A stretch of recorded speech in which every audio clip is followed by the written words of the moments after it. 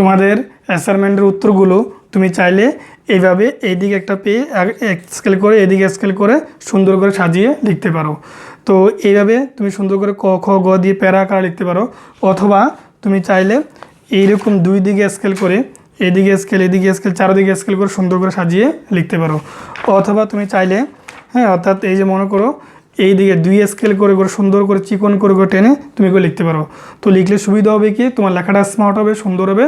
যেখানে যে অতি উত্তম যে একটা কথা আছে, তুমি এটাকে আমি অতি উত্তম বলবো, এবং যেটা দ্বিতীয় দেখাচ্ছি এটাকে আমি বলবো যে উত্তম, এবং যেটা প্রথম দেখাচ্ছি সেটা হচ্ছে গুড মানে ভালো। তো এই দেখো গুড বেটার বেস্ট, তুমি যে 12 নম্বর পেতে চাও তাহলে এইভাবে তুমি সাজিয়ে গুছিয়ে সুন্দর করে A4 সাইজ পেজে লিখবা, কখনো ওই পেজে লিখবা না, এক পেজে লেখার চেষ্টা করবা। তো ওকে, আজকের ভিডিওটি শুরু করি। তো এই হচ্ছে তোমাদের অ্যাসাইনমেন্টের গ্রিড। দেখো তোমরা গুচ্ছ 3-এ আছো, এই গুচ্ছ 3-এ তোমাদের হিসেব বিজ্ঞান আছে। দেখো এই প্রথম সপ্তাহের জন্য তোমাদের প্রথম অ্যাসাইনমেন্ট জমা করতে হবে। তো এইভাবে তোমাকে প্রত্যেকটা সাবজেক্টে কত কত অ্যাসাইনমেন্ট যদি এখানে লেখা আছে, তুমি চাইলে মাওসির ওয়েবসাইটগুলো দেখতে পারো, অথবা তোমাদের কলেজ থেকে বা পাশাপাশি দোকান থেকে এই তথ্যগুলো নিতে পারো, সমস্যা নেই। তো আজকে আমরা দেখবো হিসাব বিজ্ঞান প্রথম এটা কীভাবে সমাধান করবা। লাগে নবম এবং দশম শ্রেণী বা অষ্টম শ্রেণীর রেজিস্ট্রেশন অনুযায়ী এখানে তোমাকে এই জিনিসগুলো লিখতে হবে। তোমার শিক্ষার্থীর নাম এখানে ক্যাপিটাল লিখতে হবে, তোমার বাবার নাম এখানে ক্যাপিটাল লিখতে হবে, মায়ের নাম এখানে ক্যাপিটাল এটা লিখতে হবে। তারপর তোমার শিক্ষার্থীর বিষয় কোড দেবে, এখানে বিষয় কোড লেখার পরে এখানে বিষয়টা লিখবা। তারপর হচ্ছে তোমাদেরকে অ্যাসাইনমেন্ট ক্রমিক নম্বর, যত নম্বর অ্যাসাইনমেন্ট দিবে তত নম্বর এখানে নাম্বার দিবা। তবে এগুলো সবগুলো তথ্য ইংরেজিতে ফিল আপ করবে, এটা মাথায় রাখবা। ইংরেজিতে ফিল আপ না করলে তোমার অ্যাসাইনমেন্ট বাতিল হয়ে যেতে পারে, সময় আছে এগুলো। ওকে, তাহলে এখন আমরা দেখাবো যে প্রশ্নটা আসলে কি, প্রশ্নটা একটু আলোচনা করি তাহলে বুঝতে সুবিধা হবে। তো এই হচ্ছে তোমাদের হিসাব বিজ্ঞান অ্যাসাইনমেন্ট। দেখো এখানে একটা সহায়ক তথ্য দেওয়া আছে, ঠিক এই তথ্যটাকে তোমাকে অনেকগুলো কাজ করতে হবে। তো তার আগে তুমি এই যে 2, 5, 9, 19, 17, 20, তারপর হচ্ছে 23, তারপর 26, 27 এই লেনদেনগুলো একটু ভালো করে পড়ে নিবা। পড়লে সুবিধা হবে কি, এই জিনিসগুলো বুঝবা। আর এগুলো বুঝলে সুবিধা হবে কি, এই অ্যাসাইনমেন্ট তৈরি করতে তোমার কোনো কষ্ট হবে না। তো অবশ্যই তুমি এই অ্যাসাইনমেন্টের কভার পেজগুলো তোমার নিজের পার্শ্ববর্তী কোনো দোকান থেকে বা কলেজ লাইব্রেরি থেকে তুমি নিতে পারো। তো দেখো তুমি অতি উত্তম নাম্বার পাওয়ার জন্য সবসময় এই জায়গায়, অর্থাৎ এই যে মার্ক যেগুলো আছে, এই প্রথম এই যে এখানে এই এ দিয়ে দেওয়া আছে, তারপরে বি দিয়ে দেওয়া আছে, অর্থাৎ মনে করো ঘ দিয়ে দেওয়া আছে, ঘ দিয়ে দেওয়া, উম দিয়ে দেওয়া আছে, এই জিনিস যেগুলোতে দেওয়া আছে ঠিক এই জিনিসগুলো তোমার ইউজ করতে হবে। এই জিনিসের আলোকে তোমাকে অ্যাসাইনমেন্টটা তৈরি করতে হবে। যদি এর চেয়ে বাইরে চলে যাও তখন তোমার নম্বরটা কমে যাবে। যেমন নম্বরটা এখানে দেখো লেখা আছে,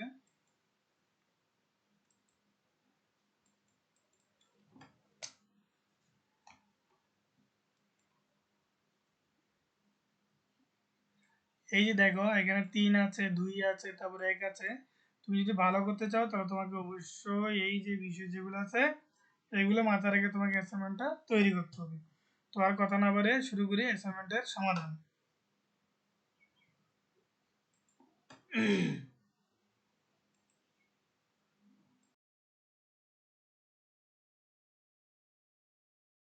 তো আমি চলে আসলাম উত্তরে। একটা কথা মাথা রাখবা, আমি যে তথ্যবহুল আলোকে এই অ্যাসাইনমেন্টগুলো তৈরি করছি তুমি দেখবা অন্য কেউ এগুলো তৈরি করতে পারবে না। তুমি অন্যের সাথে মিলিয়ে দেখিও যে আমার অ্যাসাইনমেন্টগুলো আর অন্যদের অ্যাসাইনমেন্টগুলো কেমন। তোমার যদি ভালো লাগে তাহলে তুমি লিখবা, না হয় লিখবা না। তবে তুমি একবার দেখবা, তোমার যদি ভালো লাগে তাহলে লিখতে পারো। ওকে, তো প্রথমে চক্র বলতে কী বুঝে, বা চক্র বলতে কী বুঝো, এই জিনিসটা তুমি ভালো করে লিখবে সুন্দর করে। আমি জাস্ট তোমাকে দেখা দিচ্ছি, কারণ বলতে গেলে অনেক সময় লাগবে, এমনিতে ভিডিওটা অনেক বড় হয়ে যাবে। তো দেখো তুমি এখান থেকে জাস্ট সুন্দর করে দেখে দেখে তোমার মতো করে লিখে নিতে পারো। এখান থেকে তুমি চাইলে এখান থেকে কিছু লেখা মানে বাদ দিতে পারো, অথবা কিছু লেখা নিজে থেকে সংযোজন করতে পারো। আমি ঠিক তোমাদের পাঠ্যবইয়ের আলোকে এই লেখাগুলো তৈরি করেছি। তো ওকে, তো এটা ছিল আমাদের পেজ 1। এখন আমরা আসবো পেজ 2-তে। এটা হচ্ছে তোমাদের ক নম্বর প্রশ্নের উত্তর যাচ্ছে। তো পেজ 2-তে তুমি অবশ্যই এইরকম একটা চক্র আঁকবা। এটা কিন্তু মেইন কাজ তোমার। প্রথমে এখানে দেখো আমি 1 নম্বর বলে দিচ্ছি। 1 নম্বর হচ্ছে লেনদেন শনাক্তকরণ, তারপর হচ্ছে 2 নম্বর হচ্ছে লেনদেন বিশ্লেষণ, 3 নম্বর হচ্ছে জাবেদাভুক্তকরণ, তারপর হচ্ছে এখানে খতিয়ানভুক্তকরণ, তারপর হচ্ছে দেখো এখানে আমি দেখা দিচ্ছি রেয়ামিল প্রস্তুতকরণ, তারপর হচ্ছে সমন্বয় দাখিলা, তারপর হচ্ছে কার্যপত্র প্রস্তুত, আমি বলে দিচ্ছি লিখে নাও, তারপর হচ্ছে আর্থিক বিবরণী, তারপর হচ্ছে এখানে সমাপনী দাখিলা, 10 নম্বর হচ্ছে প্রারম্ভিক জাবেদা। এই জিনিসগুলো তোমাকে অবশ্যই সুন্দর করে লিখতে হবে, যদি না লেখো তাহলে তোমাকে নম্বর দিবে না। ওকে, এই চক্রটা লিখে এই চক্র থেকে যে কোনো 4টা পয়েন্ট ব্যাখ্যা করবা। এখানে মোট 10টা পয়েন্ট আছে, এই 10টা পয়েন্ট থেকে তুমি যে কোনো 4টা ব্যাখ্যা করবা। হ্যাঁ, বেশি করতে হবে না, কারণ তোমাদের এই অ্যাসাইনমেন্টে দেখিও যে একটু আগে বলছি যে 4টেই তোমাকে ব্যাখ্যা করতে হবে। তো আমি এখানে অনেকগুলো ব্যাখ্যা দেখাচ্ছি, এখান থেকে তোমার যেগুলো ভালো লাগে তুমি সেগুলো তুলে নিতে পারো, সমস্যা নেই, যে কোনো 4টা। তো প্রথমে হিসাব চক্রের ব্যাখ্যাটা বলবা, বলে এখন আমরা এই ব্যাখ্যাগুলো দেখাবো 1 2 3 করে করে, যেগুলো ভালো লাগে তুমি সেগুলো তুলে নিও। তো আমি 1 নম্বর ব্যাখ্যা এখানে দেখালাম যে লেনদেন শনাক্তকরণ। তো লেনদেন শনাক্তকরণ বলতে কি বুঝো, দেখো হিসাব চক্রের প্রথম ধাপ হচ্ছে লেনদেন শনাক্তকরণ বা চিহ্নিতকরণ। তো তুমি এখান থেকে দেখে দেখে লেখানো, আমি সুন্দর করে লিখে দিছি যে কোনো 4টা পয়েন্ট। আবার বলছি, হিসাব চক্র থেকে যে কোনো 4টা হিসাব চক্রকে তুমি বিশ্লেষণ করবা। আমি এখানে তোমাকে কয়েকটা দেখাচ্ছি, হ্যাঁ, এখান থেকে তুমি লিখে নিতে পারো, অথবা তোমার বইয়ে দেখবা, হ্যাঁ, তোমার নবম দশম শ্রেণী বই অথবা ইন্টার ফার্স্ট ইয়ার বইয়ে হিসাব চক্র নামে একটা চ্যাপ্টার আছে বা একটা অধ্যায় আছে, হ্যাঁ, মানে একটা প্রশ্ন আছে, তুমি সেখান থেকে এগুলো লিখে নিতে পারো। আমি ঠিক তোমাদের বই থেকে সুন্দর করে এগুলো সাজিয়ে গুছিয়ে লিখে এখানে অ্যাসাইনমেন্টটা তৈরি করে নিয়েছি। তো এই হলো পেজ 4-এ, দেখো এখানে জাবেদা ভুক্তকরণ।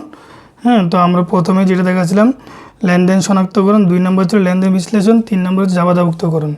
হ্যাঁ, যে কোনো 4টা তুমি লিখতে পারো, আমি আর কয়েকটা দেখাচ্ছি। দেখ, খতিয়ানভুক্তকরণ তুমি সুন্দর করে লিখে নেবে, এগুলো পড়লেই বুঝবা, যেহেতু তোমরা হিসেবে বিজ্ঞানের স্টুডেন্ট। হ্যাঁ, 9 10 থেকে পরে আসছো, ফার্স্ট ইয়ারে পড়ছো, এখন পরীক্ষা দিবা এসেছি, এগুলো পড়লেই বুঝে নিবা। রেয়ামিল প্রস্তুতকরণ দেখো লেখা আছে এখানে। হ্যাঁ, ভিডিওটা অনেক বড় হবে, তবে কিন্তু খুব তথ্যবহুলভাবে অনেক কিছু জানতে পারবে এখান থেকে।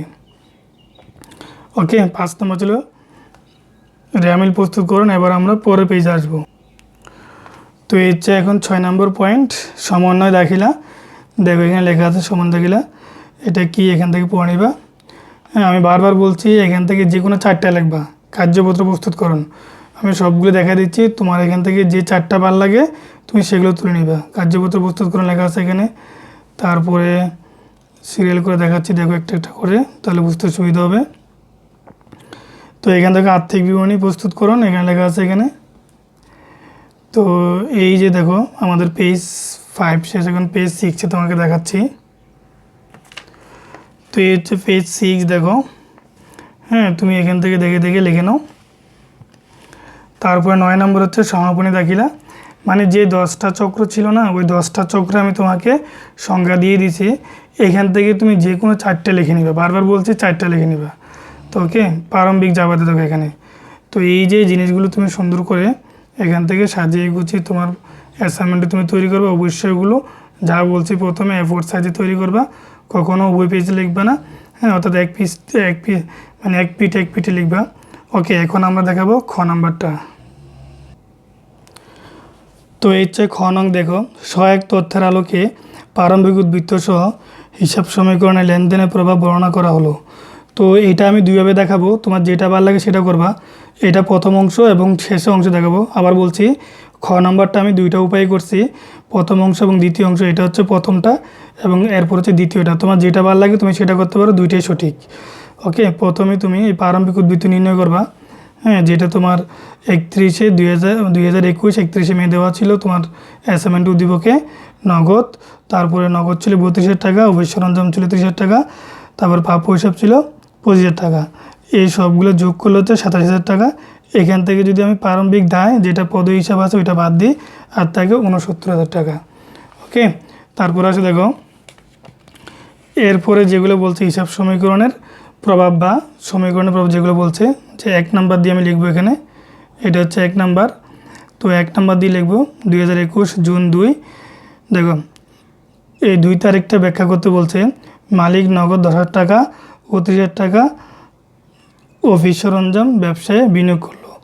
তো এইটার লেনদেনের প্রভাবটা পড়বে কি এবার দেখো, ঠিক এগুলো তোমরা অর্থাৎ মানে 9 10-এ অথবা ফার্স্ট ইয়ারগুলো করে আসছো, আমি জাস্ট তবুও একটু বলছি। তো এখানে দেখো এ সম্পদ, তারপর হচ্ছে এল দায়, ওই হচ্ছে মালিকানা সত্ত্ব। তো যেটা জাবেদা হবে নগদ হিসাব, অফিস সরঞ্জাম হিসাব, মূলধন হিসাব, তাই না? তার মানে নগদ বৃদ্ধি, তারপর অফিস সরঞ্জাম বৃদ্ধি, তারপরে কি মালিকানা সত্ত্ব বৃদ্ধি। তো এই যে দেখো জাস্ট এবার সমীকরণে কী প্রভাবটা পড়লো এখানে বলতে হবে যে হিসাব সমীকরণে সম্পদ নগদ ও অফিস সরঞ্জাম এ এবং মালিকানা সত্ত্ব মূলধন ওই বৃদ্ধি পেয়েছে। এটা হচ্ছে মেইন কথা। ওকে, তো এখন আমরা পরের পার্টে দেখাচ্ছি।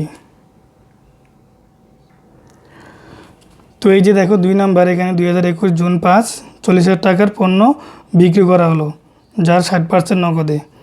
ওকে, তো দেখো এটা সেম হবে, যেহেতু বাকিতে পণ্য বিক্রয় এবং নগদে আছে এই জন্য নগদ প্রাপ্য হিসাব, তারপর দায় এবং মালিকানা সত্ত্ব বসে যাবে। তো নগদ এটা সম্পদ, প্রাপ্য সম্পদ, এই দুইটা যোগ করলে 40,000 টাকা হবে, বসে গেল মালিকানা সত্ত্বে। তো ব্যাখ্যাটা আগের মতো করে কি, হিসাব সমীকরণে সম্পদ নগদ ও প্রাপ্য হিসাবে এবং মালিকানা সত্ত্ব মূলধন ওই বৃদ্ধি পেয়েছে, এটা বলবা।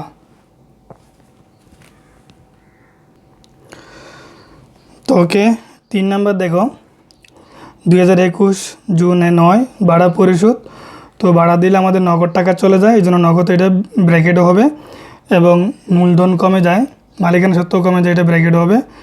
তো ওকে, সমীকরণের প্রভাব দেখো, এখানে কি বলছে, হিসাব সমীকরণে সম্পদ এ হ্রাস এবং মালিকানা সত্ত্ব ওই হ্রাস পেয়েছে।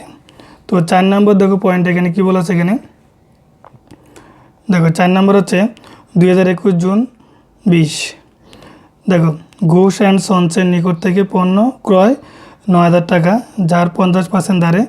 তার মানে মনে করতে হবে, অর্থাৎ ঘোষ অ্যান্ড সন্স থেকে যে পণ্য ক্রয় করছে, হ্যাঁ, যেহেতু এখানে নগদ কথা উল্লেখ নাই, যেহেতু এখানে 50% হারে বলছে, তার মানে মনে করতে হবে যে অর্ধেক নগদে অর্ধেক বাকিতে, যেহেতু এখানে ধারে উল্লেখ করা আছে। আর যদি এখানে ধারে না থাকতো তাহলে সম্পূর্ণ টাকাটা বাকিতে হতো।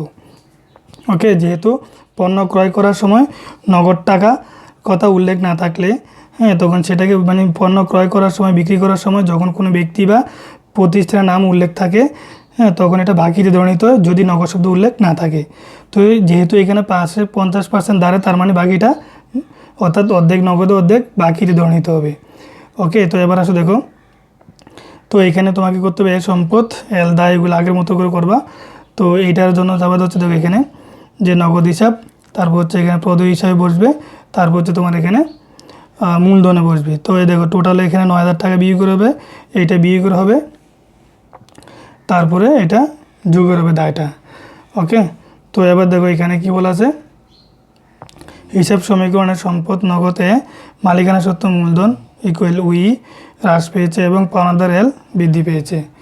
তো এই ছিল আমাদের মানে ক্ষয়ের প্রথম অংশ। এখন আমরা ক্ষয়ের দ্বিতীয় অংশ দেখাবো। তোমাদের যেটা ভালো লাগে সেটা করো। হ্যাঁ, আমার কাছে দুইটাই ভালো লাগতেছে, তোমার কাছে যেটা ভালো লাগে তুমি সেটাই করতে পারো। তবে প্রশ্নের আলোকে আমার মনে হচ্ছে এখন যেটা দেখাচ্ছি সেটাই এখানে ব্যাখ্যা করতে বলা হয়েছে। তার মানে তোমরা এই প্রথমে যেটা দেখাচ্ছি এটাই তুলে নিতে পারো, সবচেয়ে বেস্ট হবে আমার মনে হচ্ছে এটাই। তো এই যে দেখো খ অথবা, মানে ক্ষয়ের অথবা বলতে আমি যেটা আগে দেখাচ্ছি ওইটা অথবা এইটা, যে কোনো একটা করবে, দুইটা করবে না কিন্তু। হিসাব সমীকরণে লেনদেনের প্রভাব প্রদর্শন। ওকে, তো এখানে দেখো ঠিক এটা ট্যাবুলেশন শিট যেটা আছে ওই নিয়মে করবা। তারিখ, উদ্বৃত্ত, সম্পদ, নগদ, অফিস সরঞ্জাম, প্রাপ্য হিসাব, তারপর হচ্ছে দায়, মালিকানা সত্ত্ব, তারপর পদ হিসাব, মূলধন, এগুলো লিখবা। লিখে ওই যেটা আমরা প্রারম্ভিক উদ্বৃত্ত পাইছিলাম, কেমন, এটা বলা হচ্ছে প্রারম্ভিক উদ্বৃত্ত করতে বলা হচ্ছে। এই প্রারম্ভিক উদ্বৃত্ত এখানে লিখবে 21 মে 31 দিয়ে 69,000 টাকা 69 লিখবে এখানে। তারপরে দেখো আমাকে বলেছে 2, তারপরে 5, 9, 20 তারিখের লেনদেনগুলো এইটা দিয়ে করতে বলা হয়েছে। তো এই জন্য আমি এখানে প্রথমে এখানে লিখলাম কি, এটা উদ্বৃত্ত আসলো এখানে। তারপর জুন 2 তারিখে ওই যে দেখো 10,000 টাকা তোমাদের যেটা উদ্দীপকের অ্যাসাইনমেন্টে বলা আছে, দেখো 10,000 টাকা এবং 30,000 টাকা ব্যবসায় বিনিয়োগ করালো। তো 10,000 টাকা নগদে আর 30,000 টাকা হচ্ছে অফিস সরঞ্জাম, এই জন্য দুইটা যোগ করে হচ্ছে 40,000 টাকা। এবং এইটা যদি যোগ করি তাহলে হচ্ছে কত, 79,000 টাকা। এই টাকাটা এখানে বসে গেল, এই দুইটা যোগ করলে হচ্ছে 1,09,000 টাকা। তো এবার আসো এই 5 জুনে, তাও এগুলো হচ্ছে উদ্বৃত্ত। তো 5 জুন হচ্ছে 24,000 টাকা। তো এই 24,000 টাকা এটা যোগ করলে হচ্ছে 1,03,000 টাকা। এই 30,000 টাকা বসে গেলো, এটা বসে গেলো। এটা যোগ করলে এখানে কত হলো, যোগ করলে হচ্ছে 1,49,000 টাকা। এটা হচ্ছে ব্যয়, এটা হচ্ছে তোমার মূলধন আনায়ন, এটা হচ্ছে প্রারম্ভিক উদ্বৃত্ত। ওকে, তো এখন দেখো 9 তারিখ হচ্ছে ভাড়া পরিশোধ 8,000 টাকা, তাহলে নগদ টাকা কমে যাবে, মূলধনও কমে যাবে। তো তাহলে এখান থেকে বিয়োগ হবে এগুলো, এখান থেকে যদি বিয়োগ করে 95,000 টাকা, 31,000 টাকা বসে গেলো, 16,000 টাকা বসে গেলো। তারপরে এখান থেকে বিয়োগ করলে হচ্ছে 1,41,000 টাকা।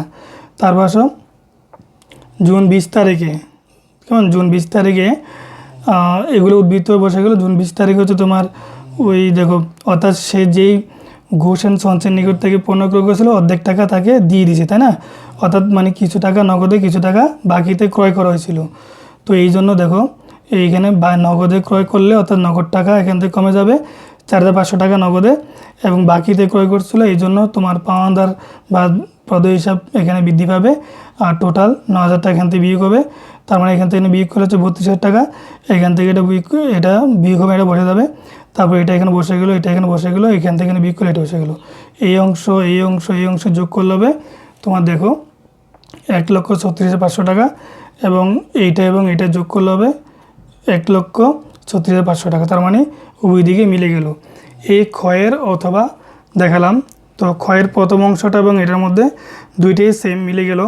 তো প্রথমটাই আমার কাছে সবচেয়ে বেস্ট লাগে, তোমাদের কাছে যেটা ভালো লাগে তোমরা সেটা করতে পারো।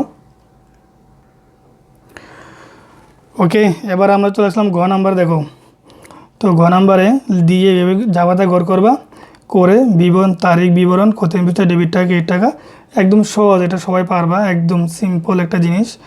2021 জুন 2 দিয়ে এই জাবাতাটা করবা, এখানে করে এখানে টাকাগুলো লিখবা।